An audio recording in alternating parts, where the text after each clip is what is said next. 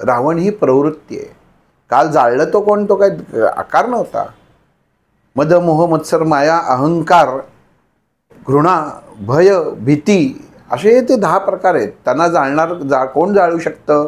हे कशामुळं जातं? आपण रामाचं असं धनुष्य हातात घेतलेला बाण बघतो, पण अर्थ काय? राम नाम जपा कंठी पाप जाई उठाठे. म्हणजे फक्त रामाचं नामस्मरण केलं तर हे सगळ्या रिपूंवरती तुमचा अंमल येईल, संयम येईल. लक्षात घ्या.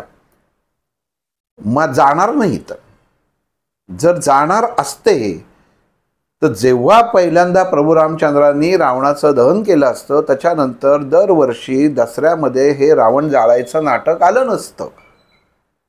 सांगायचं कारण असं आहे, प्रभू रामचंद्राचं नामस्मरण, त्याची ताकद ही ह्या रिपूंना ताब्यात ठेवते. ते वर्षभर बघा आपल्याला ताब्यात ठेवलंय का? नाही ठेवलं, 1 वर्षाने तुम्हाला परत संधी मिळेल. तुम्ही परत बघा मी मागच्या वर्षामध्ये काय कमी केलं. हे अशा पद्धतीने तुम्हाला दसऱ्यातलं हे गणित सोडवायला लागतं, हे जे आपल्याला गुरु शिकवतात.